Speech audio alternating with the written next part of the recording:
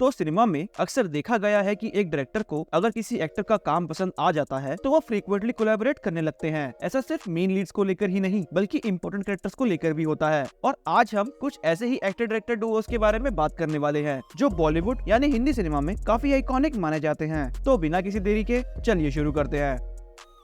तो शुरुआत करते हैं बॉलीवुड के किंग यानी शाहरुख खान से। अब एसआरके को एसआरके बनाया है वाईआरएफ ने। तो बात ऐसी है कि यश चोपड़ा ने एसआरके को डर में पहली बार डायरेक्ट किया और उसी टाइम पर यश चोपड़ा के बेटे यानी आदित्य चोपड़ा उन्हें असिस्ट कर रहे थे। डर की शूटिंग के टाइम पर एसआरके और आदित्य में दोस्ती हो गई और जब आदित्य चोपड़ा ने अपना डायरेक्टोरियल डेब्यू किया तो एसआरके को उसमें कास्ट किया जो थी दिलवाले दुल्हनिया ले जाएंगे, जिससे एसआरके बने। डीडीएलजे को प्रोड्यूस किया यश चोपड़ा ने और वो इतनी बड़ी सक्सेस हुई कि उन्होंने वाईआरएफ को एक प्रोडक्शन कंपनी की तरह लॉन्च कर दिया। और डर की सक्सेस के बाद से यश चोपड़ा ने सिर्फ शाहरुख खान के साथ ही काम किया, विच इंक्लूड्स फिल्म्स लाइक दिल तो पागल है, वीर ज़ारा और जब तक है जान। तो ये कहना गलत नहीं होगा कि एसआरके को एक रोमांटिक हीरो बनाने के पीछे वाईआरएफ का सबसे बड़ा हाथ है। एसआरके हमेशा से एक्शन हीरो बनना चाहते थे और आदित्य चोपड़ा ने डीडीएलजे से उन्हें एक रोमांटिक हीरो बना दिया। और अब 2023 के टाइम पर जब उनके एक्शन हीरो बनने का समय आया तो उन्हें as an action hero launch करने का बीड़ा भी वाईआरएफ नहीं उठाया। इस लिस्ट का दूसरा डुओ है संजय दत्त और राजकुमार हिरानी। सभी जानते हैं कि राजकुमार को उनका पहला ब्रेक देने वाले संजय दत्त थे, जिसका रिजल्ट था मुन्ना भाई एमबीबीएस। लेकिन ये फिल्म इतनी आइकॉनिक बन जाएगी ये किसी ने सोचा भी नहीं था। राजकुमार हिरानी ने आज तक केवल 6 फिल्में बनाई हैं, विच इंक्लूड्स मुन्ना भाई एमबीबीएस, लगे रहो मुन्ना भाई, 3 इडियट्स, पीके, संजू और डंकी। जिसमें से 3 इडियट्स और डंकी को छोड़कर बाकी चारों में आपको संजय दत्त का प्रेजेंस देखने को मिल जाएगा। मुन्ना भाई एमबीबीएस और लगे रहो मुन्ना भाई में तो वो मेन लीड थे, लेकिन पीके में उन्होंने एक इम्पोर्टेंट कैरेक्टर प्ले किया था। और संजय की तो बात ही छोड़ दो, वो संजय से इतना ऑब्सेस हो गए कि उन पर एक फिल्म बना दी। संजय दत्त और राजकुमार हिरानी एक ऐसा कॉम्बिनेशन है जिसे ऑडियंस आज भी मुन्ना भाई की फ्रेंचाइजी को आगे ले जाते हुए देखना चाहती है। लेकिन ये होगा कब या कभी होगा भी या नहीं, ये तो वक्त ही बताएगा।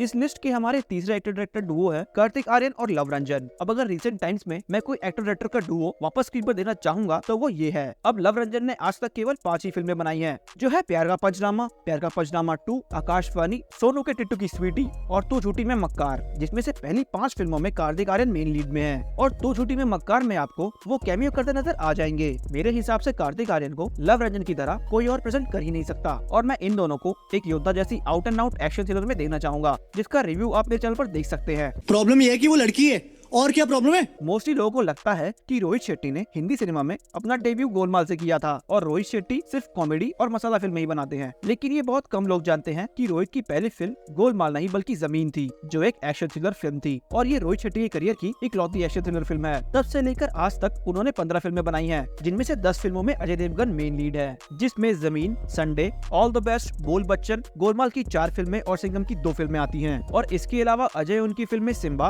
और सूर्यवंशी में कैमियोज भी करते नजर आए हैं। इस डुओ की आने वाली अगली फिल्म सिंघम अगेन है, लेकिन क्या ये डुओ जो मैजिक पिछले 20 सालों से करता आ रहा है उसे दोबारा क्रिएट कर पाएगा? ये देखना काफी इंटरेस्टिंग होगा। किसका ज्यादा बड़ा है entry? The next is Akshay Kumar and Priyadarshan. अब ये डुओ इंडियन सिनेमा का one of the most successful actor director Duo है। तो प्रियदर्शन ने आज तक हिंदी में टोटल 27 फिल्में बनाई हैं, जिनमें से 7 फिल्मों में उन्होंने अक्षय कुमार के साथ काम किया है, जिसमें हेरा फेरी, फिर हेरा फेरी, गरम मसाला, भागम भाग, भूल भुलैया, ते दनादन और खट्टा मीठा जैसी फिल्में शामिल हैं। और ये सभी फिल्में इंडियन पॉप कल्चर में कितनी आइकॉनिक है ये सभी जानते हैं। हेरा फेरी, फिर हेरा फेरी और भूल भुलैया तो कल्ट क्लासिक्स मानी जाती हैं। फिर चाहे वो 4 यार दोस्तों के बीच की कन्वर्सेशंस हो या फिर मीन कल्चर हो, ये फिल्में हर जगह टॉक ऑफ द टाउन होती हैं। The next is Ranbir Kapoor and Ayan Mukherjee. अब रणबीर कपूर अपना डायरेक्टर रिपीट नहीं करते, लेकिन अयान मुखर्जी इकलौते ऐसे डायरेक्टर हैं जिनके साथ उन्होंने 1 नहीं 2 नहीं बल्कि 3 बार काम किया है, विच इंक्लूड्स वेकअप सिड, ये जवानी है दीवानी और ब्रह्मास्त्र पार्ट 1। अब ये तीनों फिल्में कितनी बड़ी और आइकॉनिक है ये हम सभी जानते हैं। इनफैक्ट अयान ने अब तक अपने करियर में सिर्फ 3 ही फिल्में बनाई हैं और तीनों में उन्होंने रणबीर को ही कास्ट किया है और नियर फ्यूचर में उनकी आने वाली फिल्में ब्रह्मास्त्र पार्ट 2 और पार्ट 3 में भी रणबीर ही नजर आएंगे। लेकिन उससे पहले अयान वॉर 2 बनाएंगे और रणबीर रामायण में लॉर्ड राम प्ले करते नजर आएंगे। आप इनमें से कौन सी फिल्म के लिए सबसे ज्यादा एक्साइटेड हैं? ये हमें कमेंट में बताएं। मेरे गुड लुक्स और मेरी अकल।